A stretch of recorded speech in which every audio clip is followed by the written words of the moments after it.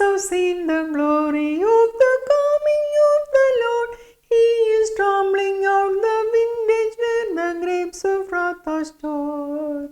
He has loosed the faithful lightning of his terrible sword. His truth is marching on.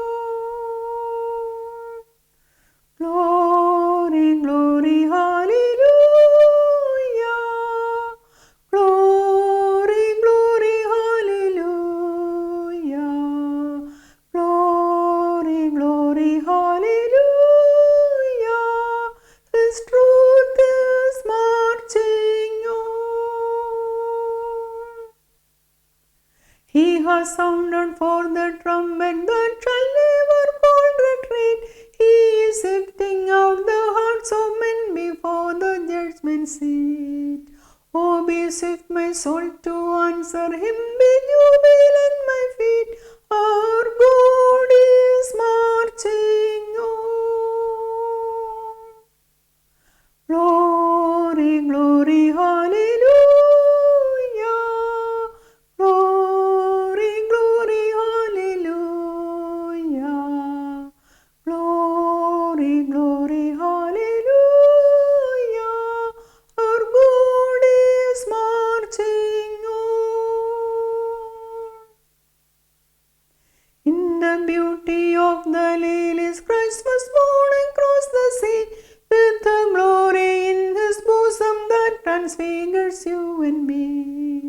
As he died to make men holy, let us die to make them free. Our God is marching on. Glory, glory, hallelujah. Glory, glory, hallelujah. Glory, glory, hallelujah. Our God is marching on. He is coming like the glory of the morning on the wave. He is wisdom to the mighty. He is honor to the brave. So the world shall be his footstool and the soul of time is laid. Our God is marching on. Glory, glory, hallelujah. Glory, glory, hallelujah. Glory, glory, hallelujah. Our God is marching on.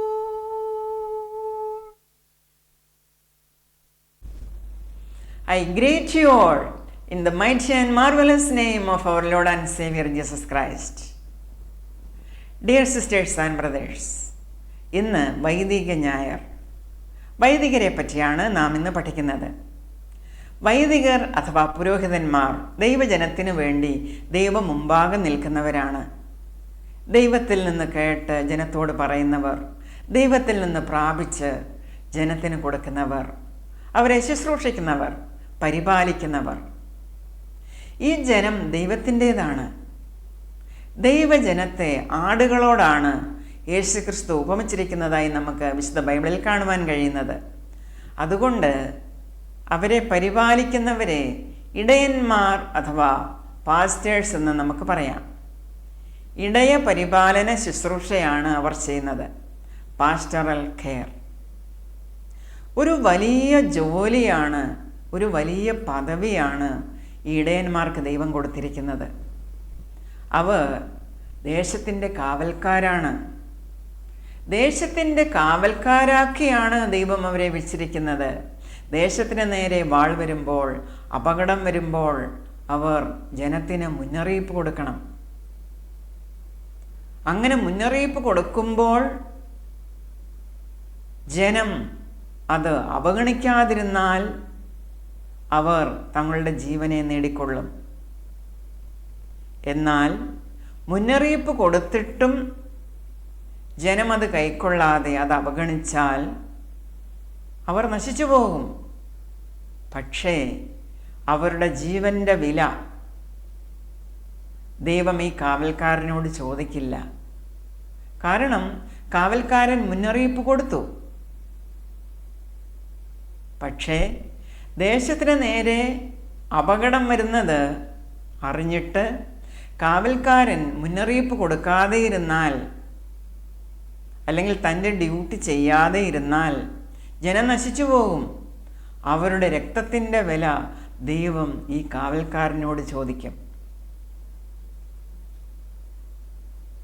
ദേശത്തിൻ്റെ കാവൽക്കാരായ ഈ ഇടയന്മാർ തങ്ങളുടെ ജോലി കൃത്യമായി ചെയ്താൽ ഇടയശ്രേഷ്ഠൻ പ്രത്യക്ഷനാകുമ്പോൾ അവർക്ക് തേജസ്സിൻ്റെ വാടാത്ത കിരീടം ലഭിക്കും. അതാണ് വിശുദ്ധ ബൈബിൾ നമ്മെ ഉദ്ബോധിപ്പിക്കുന്നത്. അതുകൊണ്ട് ഇന്നത്തെ കീ വേഴ്സ് ഞാൻ എടുത്തിരിക്കുന്നത് പത്രോസിൻ്റെ ലേഖനത്തിൽ നിന്നാണ്. എന്നാൽ ഇടയശ്രേഷ്ഠൻ പ്രത്യക്ഷനാകുമ്പോൾ നിങ്ങൾ തേജസ്സിൻ്റെ വാടാത്ത കിരീടം പ്രാപിക്കും. And when the chief shepherd appears, you will receive the crown of glory that does not fade away. 1 Peter chapter 5 verse 4.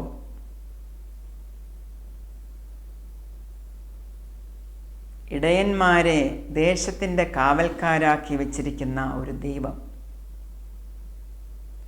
ദൈവം കൊടുത്തിരിക്കുന്ന ഈ ഡ്യൂട്ടി കാവൽക്കാരൻ ചെയ്യണം എന്നാണ് എസെക്കിയേൽ പ്രവാചകൻ പ്രവചിച്ചിരിക്കുന്നത്. അത് ഇന്ന് വൈദികരോടും ദൈവശുശ്രൂഷ ചെയ്യുന്ന എല്ലാവരോടുമുള്ള ദൈവത്തിൻ്റെ ആഹ്വാനമാണ്. നമുക്ക് വായിക്കാം എന്താണ് എസെക്കിയേൽ പ്രവാചകൻ പ്രവചിച്ചിരിക്കുന്നത് എന്ന്. Verse 3 onwards. ദേശത്തിൻ്റെ നേരെ വാൾ വരുന്നത് കണ്ടിട്ട് കാവൽക്കാരൻ കാഹളമൂതി ജനത്തെ ഓർമ്മപ്പെടുത്തുമ്പോൾ ആരെങ്കിലും കാഹളനാദം കേട്ട് കരുതിക്കൊള്ളാതെ ഇരുന്നാൽ വാൾ വന്ന് അവനെ ഛേദിച്ച് കളയുന്നു എങ്കിൽ അവൻ്റെ രക്തം അവൻ്റെ തലമേൽ തന്നെ ഇരിക്കും. അതായത് അവൻ മരിച്ചു പോകുമെന്ന്. അവൻ കാഹളനാദം കേട്ടിട്ട് കരുതിക്കൊണ്ടില്ല, അവൻ്റെ രക്തം അവൻ്റെ മേൽ ഇരിക്കും. കരുതിക്കൊണ്ടിരുന്നു എങ്കിൽ അവൻ തൻ്റെ പ്രാണനെ രക്ഷിക്കുമായിരുന്നു. എന്നാൽ കാവൽക്കാരൻ വാൾ വരുന്നത് കണ്ട് കാഹളമൂതാതെയും ജനം കരുതിക്കൊള്ളാതെയും ഇരുന്നിട്ട് വാൾ വന്ന് അവരുടെ ഇടയിൽ നിന്ന് ഒരുത്തിനെ ഛേദിച്ച് കളയുന്നു എങ്കിൽ ഇവൻ തൻ്റെ അകൃത്യ നിമിത്തം ഛേദിക്കപ്പെട്ടു പോയി. എങ്കിലും അവൻ്റെ രക്തം ഞാൻ കാവൽക്കാരനോട് ചോദിക്കും. അതുപോലെ മനുഷ്യപുത്ര, ഞാൻ നിന്നെ ഇസ്രായേൽ ഗൃഹത്തിന് കാവൽക്കാരനാക്കി വച്ചിരിക്കുന്നു. ഇത് എല്ലാ വൈദികരോടുമുള്ള ദൈവത്തിൻ്റെ മുന്നറിയിപ്പാണ്. നിങ്ങളെ ഞാൻ ദേശത്തിന് കാവൽക്കാരാക്കി വച്ചിരിക്കുകയാണ്. നിങ്ങൾ എൻ്റെ വായിൽ നിന്ന് വചനം കേട്ട് എൻ്റെ നാമത്തിൽ അവരെ ഓർമ്മപ്പെടുത്തണം. ഞാൻ ദുഷ്ടനോട് ദുഷ്ടാ നീ മരിക്കുമെന്ന് കൽപ്പിക്കുമ്പോൾ ദുഷ്ടൻ തൻ്റെ വഴി വിട്ടുതിരുവാൻ കരുതിക്കൊള്ളത്തക്കവണ്ണം നീ അവനെ പ്രബോധിപ്പിക്കാതെ ഇരുന്നാൽ ദുഷ്ടൻ തൻ്റെ അകൃത്യ നിമിത്തം മരിക്കും. അവൻ്റെ രക്തമോ ഞാൻ നിന്നോട് ചോദിക്കും. എന്നാൽ ദുഷ്ടൻ തൻ്റെ വഴി വിട്ടുതിരിയേണ്ടതിന് നീ അവനെ ഓർമ്മപ്പെടുത്തിയിട്ടും അവൻ തൻ്റെ വഴി വിട്ടുതിരിയാഞ്ഞാൽ അവൻ തൻ്റെ അകൃത്യ നിമിത്തം മരിക്കും. നീയോ നിൻ്റെ പ്രാണനെ രക്ഷിച്ചിരിക്കുന്നു.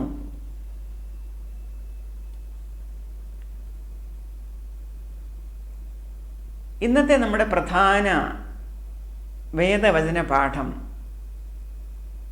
വിശുദ്ധനായ യോഹന്നാൻ എഴുതിയ സുവിശേഷം 10-ാം അധ്യായമാണ്. Saint John chapter 10 versus 1-11. ആമേൻ ആമേൻ, ഞാൻ നിങ്ങളോട് പറയുന്നു, ആട്ടിൻതൊഴുത്തിൽ വാതിലൂടെ കടക്കാതെ വേറെ വഴിയായി കയറുന്നവൻ കള്ളനും കവർച്ചക്കാരനും ആകുന്നു.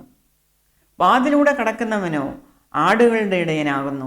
അവന് വാതിൽ കാവൽക്കാരൻ തുറന്നു കൊടുക്കുന്നു. ആടുകൾ അവൻ്റെ ശബ്ദം കേൾക്കുന്നു. തൻ്റെ ആടുകളെ അവൻ പേർ ചൊല്ലി വിളിച്ച് പുറത്തു കൊണ്ടുപോകുന്നു. തനിക്കുള്ളവയൊക്കെയും പുറത്തു കൊണ്ടുപോയ ശേഷം അവൻ അവയ്ക്ക് മുമ്പായി നടക്കുന്നു. ആടുകൾ അവൻ്റെ ശബ്ദമറിഞ്ഞ് അവനെ അനുഗമിക്കുന്നു.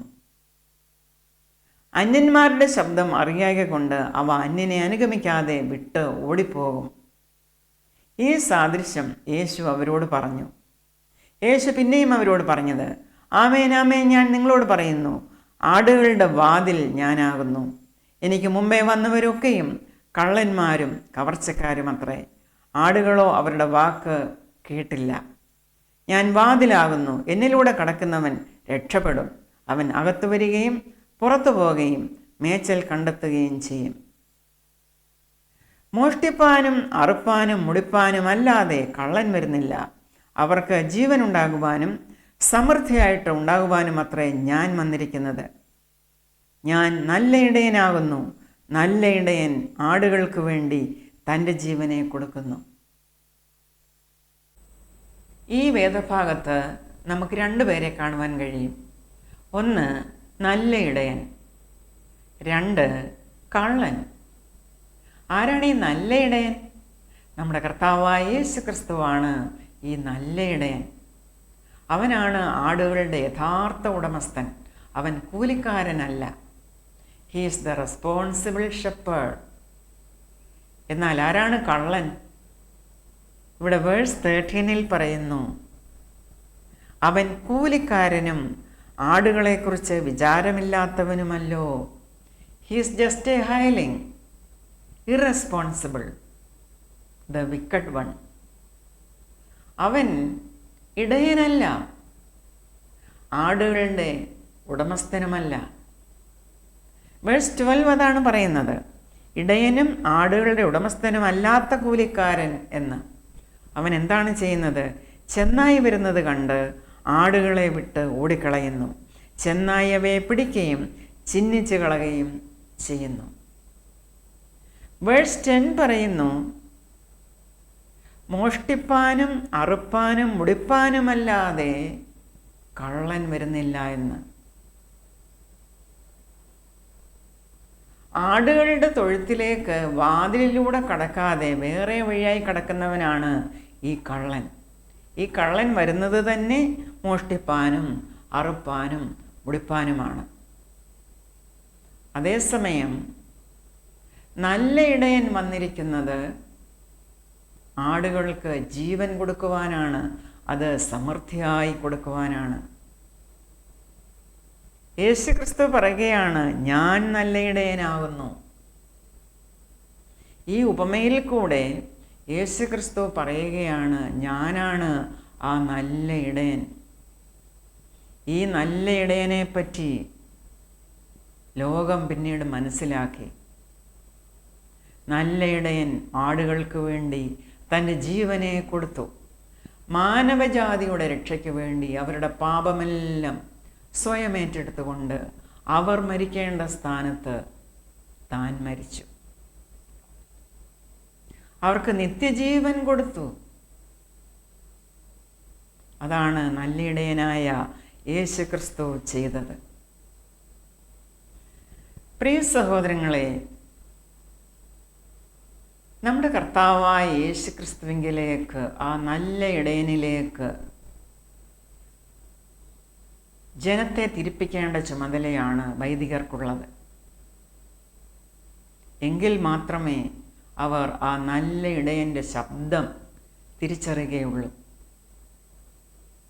നല്ല ഇടയനെ പറ്റി എത്രമാത്രം അവർക്ക് പറഞ്ഞു കൊടുക്കുമോ, എത്രമാത്രം അവരുടെ ചെവി നിറയ്ക്കുമോ, അവരുടെ ഹൃദയത്തിലേക്ക് ഇറങ്ങത്തക്കവണ്ണം ഈ നല്ല ഇടയനായ യേശുക്രിസ്തുവിനെ പറ്റി പറഞ്ഞു കൊടുക്കുമോ, അത്രമാത്രം അവർ യേശുക്രിസ്തുവിനെ പറ്റി ബോധമുള്ളവരായിരിക്കും. അപ്പോൾ വേറെ ഏതെങ്കിലും രീതിയിലുള്ള ശബ്ദങ്ങൾ അവർ കേൾക്കുകയാണെങ്കിൽ അത് ഇടയൻ്റെ ശബ്ദമല്ല, അത് കള്ളൻ്റെ ശബ്ദമാണ് എന്ന് തിരിച്ചറിയുവാൻ അവർക്ക് കഴിയും. ഇവിടെ വേഴ്സ് 5 പറയുന്നത് അതാണ്. ആടുകൾ നല്ല ഇടയൻ്റെ ശബ്ദം അറിഞ്ഞ് അവനെ അനുഗമിക്കുന്നു. അന്യന്മാരുടെ ശബ്ദം അറിയായ കൊണ്ട് അവ അന്യനെ അനുഗമിക്കാതെ വിട്ട് ഓടിപ്പോകും. പ്രിയ സഹോദരങ്ങളെ, ഇന്ന് എന്താണ് സംഭവിക്കുന്നത്? അന്യന്മാരുടെ ശബ്ദം കൊണ്ട് എല്ലായിടവും നിറഞ്ഞിരിക്കുകയാണ്. കള്ളൻ്റെ ശബ്ദമാണ്, പിശാചിൻ്റെ ശബ്ദമാണ് എല്ലായിടത്തും കേൾക്കുന്നത്. അല്ലെങ്കിൽ അത് കേൾക്കുവാനുള്ള മുഖാന്തരമാണ് സോഷ്യൽ മീഡിയയിൽ കൂടെയും അല്ലാതെയും നമുക്ക് ചുറ്റുപാടും നാം കാണുന്നത്, അനുഭവിക്കുന്നത്. അപ്പോൾ വൈദികർ തങ്ങളെ ഏൽപ്പിച്ചിരിക്കുന്ന ഈ ആടുകളെ ശ്രേഷ്ഠ ഇടയനായ, നല്ല ഇടയനായ യേശുവിനെ പറ്റി എത്രമാത്രം ജാഗ്രതയോടെ, ഉത്സാഹത്തോടെ പറഞ്ഞു കൊടുക്കുമോ, എങ്കിൽ മാത്രമേ അവർ ആ നല്ല ഇടയനെ പറ്റി ബോധവാന്മാരാകുകയുള്ളൂ. അല്ലെങ്കിൽ അവർ പറയും, അതും ഇതും ഒന്നല്ലേ, ഞങ്ങൾ കേൾക്കുന്നു, ഇവിടെ പറഞ്ഞിരിക്കുന്നതൊക്കെ അവിടെ പറഞ്ഞിരിക്കുന്നു. അതാണ് അവർ പറയുന്നത്. ഞങ്ങൾ അവിടെയും കേൾക്കുന്നു ഇതൊക്കെ. ആകെക്കുള്ള ഒരു കൺഫ്യൂഷനിലാക്കും ഈ കള്ളൻ. അതാണ് കള്ളൻ ചെയ്യുന്നത്, മനുഷ്യനെ കൺഫ്യൂഷനിലാക്കുക, അവനെ ആശയക്കുഴപ്പത്തിലാക്കി സത്യദൈവത്തിൽ നിന്നും ആ നിത്യജീവനിൽ നിന്നും അവരെ അകറ്റുക എന്നുള്ളതാണ്. നമുക്കറിയാം, കള്ളനാണയം അല്ലെങ്കിൽ കള്ളനോട്ട് എത്രമാത്രം ഒരേപോലെ തോന്നിക്കുന്നതാണ് കള്ളനാണയം അല്ലെങ്കിൽ ഈ കള്ളനോട്ട്. സാധാരണ മനുഷ്യർക്ക് അത് തിരിച്ചറിയുവാൻ കഴിയുകയില്ല. അതുകൊണ്ടാണ് അവർ കബളിപ്പിക്കപ്പെടുന്നത്. പുതിയ നോട്ടിൻ്റെ കൂടെ നല്ല കറൻസി നോട്ട് നല്ല നോട്ടിൻ്റെ കൂടെ ഈ കള്ളനോട്ടുകൾ വെച്ചാൽ പെട്ടെന്ന് ആരും മനസ്സിലാക്കില്ല. അതുപോലെ സൂക്ഷ്മതയോടെ പരിശോധിച്ചെങ്കിൽ മാത്രമേ ഇത് കള്ളനോട്ടാണ് എന്ന് മനസ്സിലാക്കുവാൻ കഴിയുകയുള്ളൂ. അന്യന്മാരുടെ ശബ്ദം അല്ലെങ്കിൽ സത്യദൈവമല്ലാത്തവയുടെയൊക്കെ ശബ്ദം കേൾക്കുമ്പോൾ ആടുകളത് മനസ്സിലാക്കണമെങ്കിൽ അവർക്ക് സത്യദൈവത്തെപ്പറ്റി, നല്ല ഇടയനെ പറ്റിയുള്ള ആ അറിവ് അവർക്ക് കൊടുത്തിരിക്കണം. നമുക്ക് ഈ ലോകത്തിൽ കള്ളനെ മനസ്സിലാക്കുവാൻ വളരെ എളുപ്പമാണ്. കാരണം ആ കള്ളന് ചില മോട്ടോ ഉണ്ട്. അതായത് ഏതിലാണ് അവൻ കൂടുതലായി വ്യാപരിക്കുന്നത്, വർത്തിക്കുന്നത്. Lust for power, lust for sex, lust for territory. ഏത് മനുഷ്യജാതിയാണോ, മനുഷ്യവർഗമാണോ ഈ 3-4 കാര്യങ്ങളിൽ, അല്ലെങ്കിൽ അവർ ക്രുവൽറ്റി ചെയ്യുന്നതിലും മിടുക്കരാണ്. എത്രമാത്രം ക്രൂരതയാണ് സഹജീവികളോട് അവർ കാണിക്കുന്നത്. അങ്ങനെയുള്ള ഒരു മനുഷ്യജാതി ജനത്തെ വഴിതെറ്റിക്കുകയാണ്. അത് തിരിച്ചറിയുവാൻ നമുക്ക് കഴിയണം. ദൈവത്തിൻ്റെ ആരാധന, സത്യദൈവത്തിന് കൊടുക്കേണ്ട ആരാധന തനിക്കാണ് വേണ്ടത് എന്ന് ജനത്തെ കബളിപ്പിച്ച് താൻ തന്നെ ആരാധന, സത്യദൈവത്തിൻ്റെ ആരാധന സ്വീകരിക്കുകയാണ്.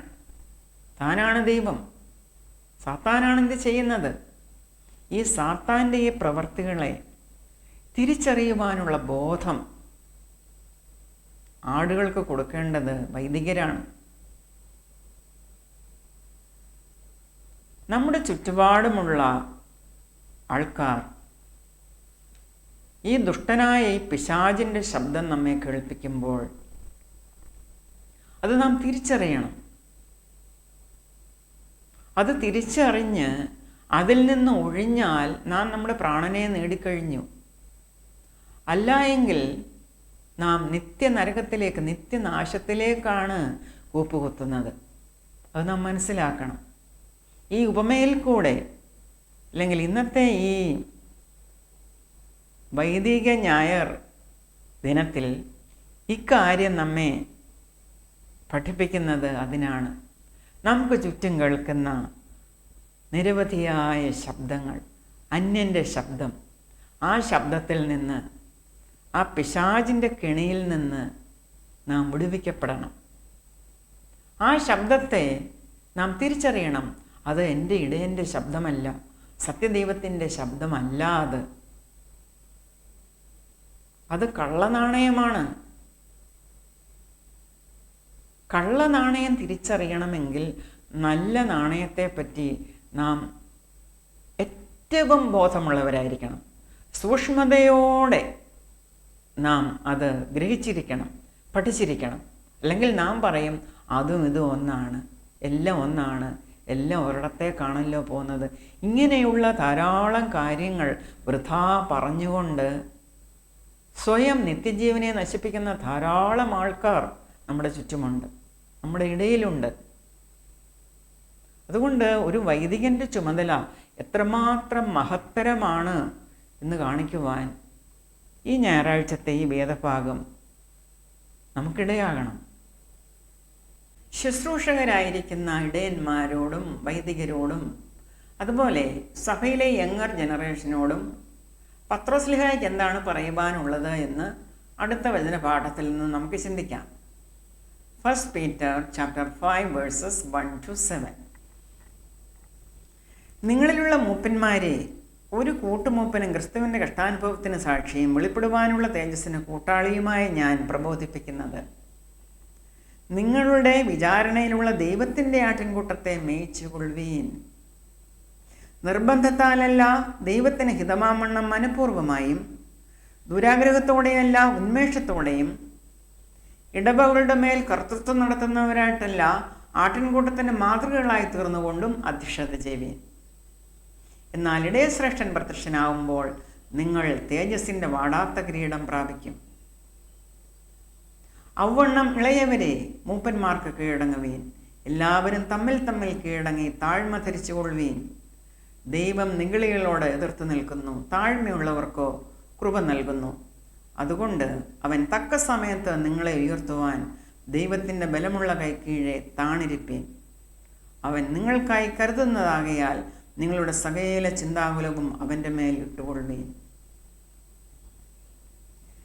ശുശ്രൂഷകന്മാരോട് ഇത്രമാത്രം പ്രാഗൽഭ്യത്തോടെ പറയുവാൻ തക്കവണ്ണം ഏറ്റവും യോഗ്യനായ വ്യക്തിയാണ് പത്രോസ്ലിഹ. കാരണം തിബരിയാസ് കടൽക്കരയിൽ വെച്ച് ഉയർത്തെഴുന്നേറ്റവനായ യേശു പത്രോസിനെ നേരിൽ കണ്ട് എൻ്റെ ആട്ടിൻകൂട്ടത്തെ മേയിച്ചു കൊള്ളുവാൻ പറഞ്ഞു. വെറുതെ അങ്ങ് പറയുകയായിരുന്നില്ല. യോഹന്നാൻ്റെ മകനായ ശീമോനെ എന്ന് വിളിച്ചുകൊണ്ടാണ് യേശു സംസാരിച്ചത്. Simon, son of John, do you love me more than these others? ഇവയിലധികമായി നീ എന്നെ സ്നേഹിക്കുന്നുവോ ശീമോനെ? കർത്താവേ, യെസ് ലോർഡ്. അപ്പോൾ കർത്താവ് പറയുകയാണ്, if yes then feed my lambs. തീർന്നില്ല, വീണ്ടും ചോദിക്കുകയാണ്, Simon son of John, do you really love me? Yes Lord, ഞാൻ നിന്നെ സ്നേഹിക്കുന്നു കർത്താവേ. അപ്പോൾ യേശുക്രിസ്തു പറയുകയാണ്, then take care of my sheep. അതുകൊണ്ടും തീർന്നില്ല, വീണ്ടും ചോദിക്കുകയാണ്, Simon son of John, are you even my friend? Yes lord, ഉപകർത്താവേ, എനിക്ക് നിന്നോട് പ്രിയമുണ്ട്. then feed my little sheep. ഇപ്രകാരം ഉറപ്പിച്ചു. പത്രോസിനെ ഏറ്റവും കൂടുതൽ ഉറപ്പിക്കുകയാണ് ഈ ഇടയപരിപാലന ശുശ്രൂഷയിൽ.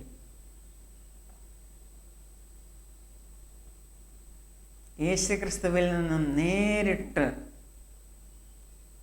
കേട്ട പത്രോസ്ലിഹായാണ് നമ്മോട് ഈ പറയുന്നത്.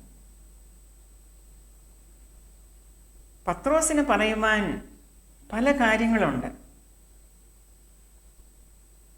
ഇവിടെ പറയുകയാണ്, And now a word to you, elders of the church. I too am an elder. With my own eyes I saw Christ dying on the cross, and I too will share his glory and his honor when he returns. ഇത്രമാത്രം പ്രാഗൽഭ്യമാണ് പത്രോസിനുള്ളത്.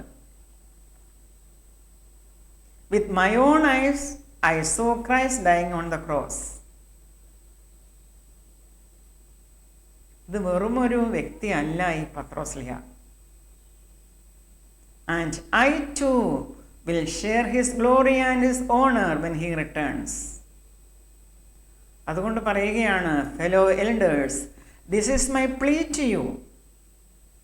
Feed the flock of God. Care for it willingly, not grudgingly. Not for what you will get out of it, but because you are eager to serve the Lord. കർത്താവിനെ ശുശ്രൂഷിക്കുവാൻ നിങ്ങൾ എത്രമാത്രം ഉത്സുകരാണോ ആ ഉത്സാഹത്തോടെ വേണം നിങ്ങളുടെ വിചാരണയിലുള്ള ആട്ടിൻകൂട്ടത്തെ നിങ്ങൾ മേയ്ക്കുവാൻ. Don't be tyrants, but lead them by your good example. എന്താണ് നിങ്ങൾക്ക് കിട്ടുവാൻ പോകുന്നത്? And when the head shepherd comes your reward will be a never ending share in his glory and honour. നിങ്ങളന്ന് വാടാത്ത കിരീടം പ്രാപിക്കും, തേജസ്സിൻ്റെ വാടാത്ത കിരീടം. ഇനിയും യങ്ങർ ജനറേഷനോട് പറയുകയാണ്, you younger men, follow the leadership of those who are older and all of you serve each other with humble spirits. For God gives special blessings to those who are humble, but sets himself against those who are proud.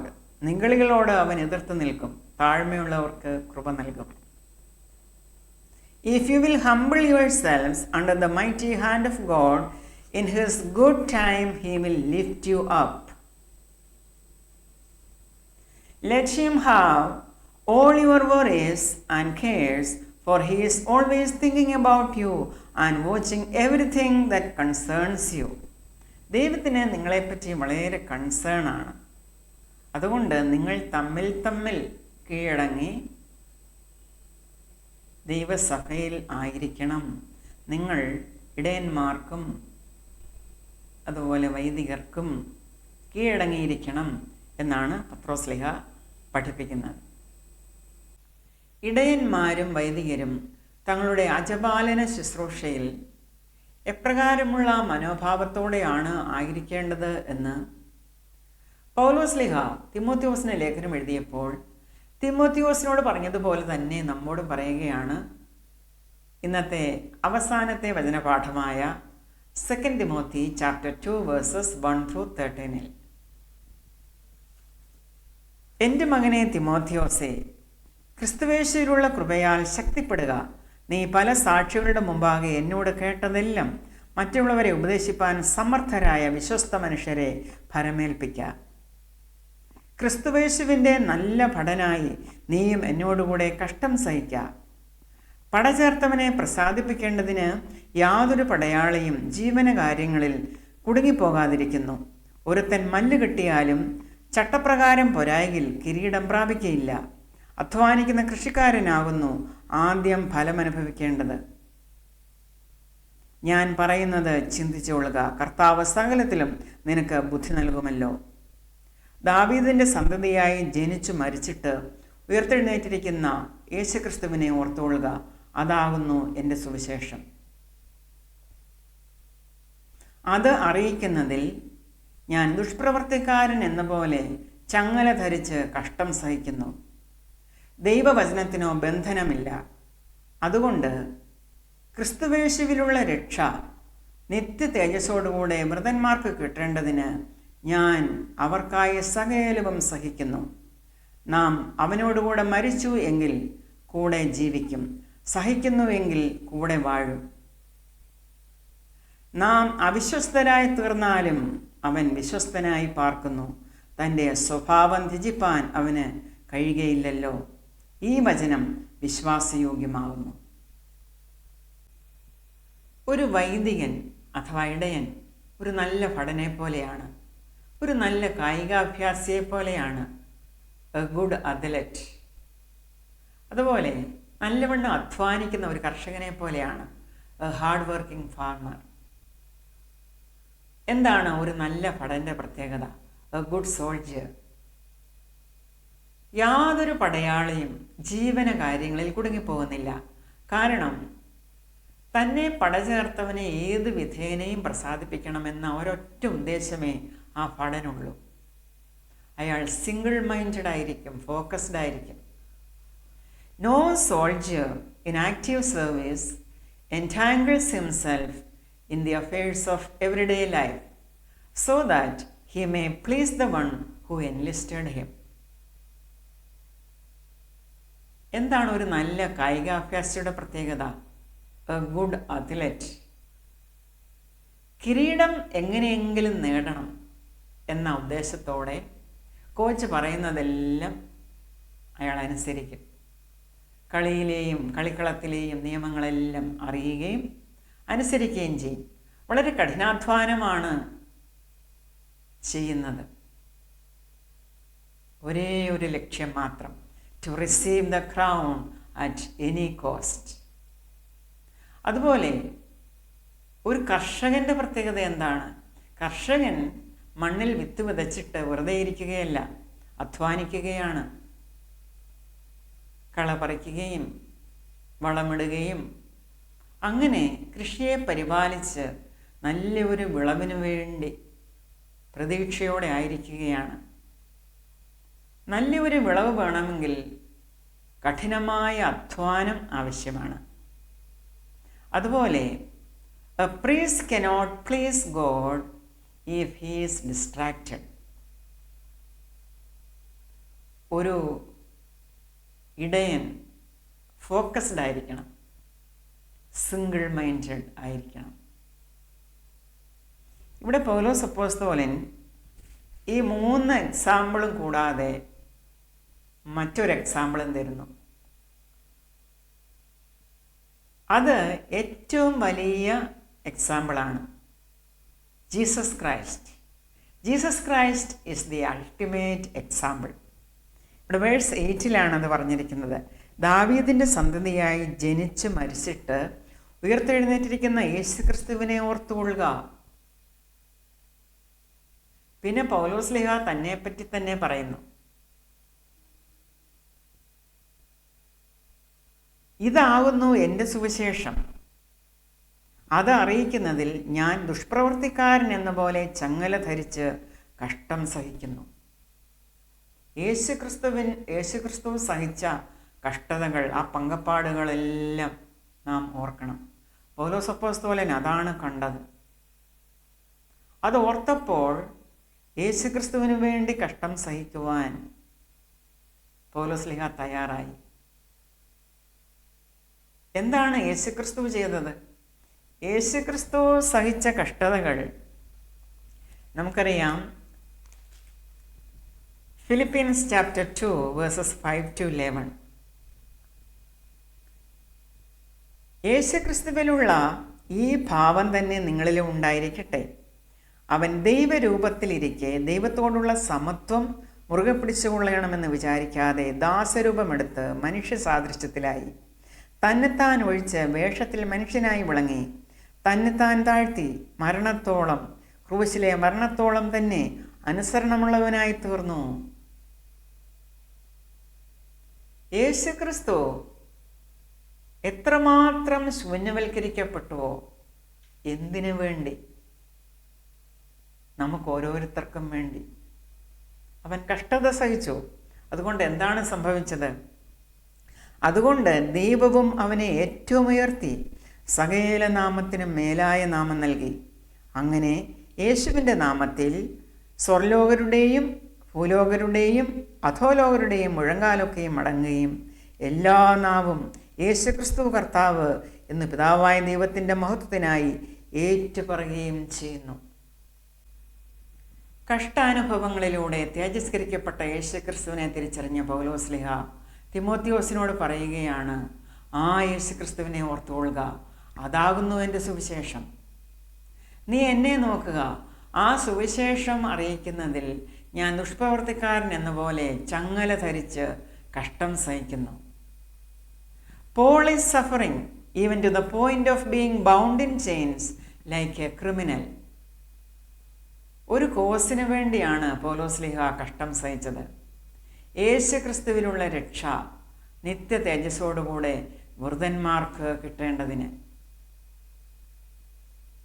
Comfortable ആയിരിക്കുവാനും കഷ്ടതകളെല്ലാം ഒഴിവാക്കി ഓടി രക്ഷപ്പെടുവാനുമല്ല നമ്മെപ്പറ്റിയുള്ള ദൈവോദ്ദേശം. പ്രശ്നകലുഷിതമായ സന്ദർഭങ്ങളിൽ എങ്ങനെ വിശ്വാസത്തിൽ മുന്നേറണമെന്നാണ് പ്രിയ മകനായ തിമോത്തിയോസിനോട് പൗലോസ്ലീഹ പറയുന്നത്. സുവിശേഷത്തെക്കുറിച്ച് നിനക്ക് ലജ്ജ തോന്നരുത്. അവസാന നാളിൽ നിനക്ക് ദൈവത്തിൽ നിന്ന് ലഭിക്കുവാൻ പോകുന്നത് നീ ഓർക്കണം. തേജസ്സിൻ്റെ വാടാത്ത കിരീടമാണ് നിനക്ക് ലഭിക്കുവാൻ പോകുന്നത്.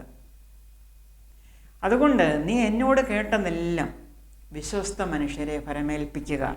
അതാണ് നാം വേഴ്സ് 1 ആദ്യം വായിച്ചത്. എൻ്റെ മകനെ തിമോത്തിയോസേ, ക്രിസ്തുവേശുവിലുള്ള കൃപയാൽ നീ ശക്തിപ്പെടുക.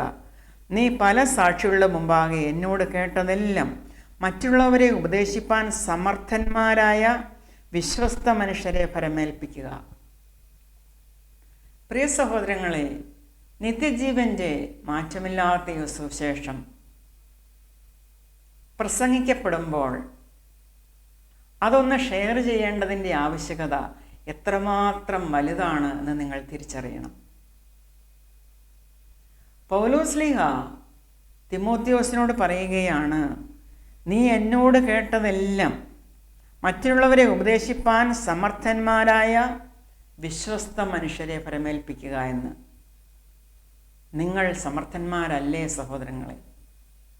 നിങ്ങൾ കേൾക്കുന്ന ഈ ദൈവവചനം മറ്റുള്ളവരോട് പറയുവാൻ നിങ്ങൾക്ക് എന്താണ് മടി? സുവിശേഷം കേട്ടിട്ടില്ലാത്ത, അല്ലെങ്കിൽ യേശുക്രിസ്തുവിലുള്ള ആ രക്ഷ, ആ നിത്യജീവൻ്റെ ആ ദാനം അറിഞ്ഞിട്ടില്ലാത്തവർക്ക് നിങ്ങൾ കേൾക്കുന്ന ഈ സുവിശേഷം ഷെയർ ചെയ്യുക. ദൈവം നിങ്ങളെ അനുഗ്രഹിക്കും. May the grace of our Lord Jesus Christ be with you till we meet again with yet another episode. I bless you in Jesus' name. Amen.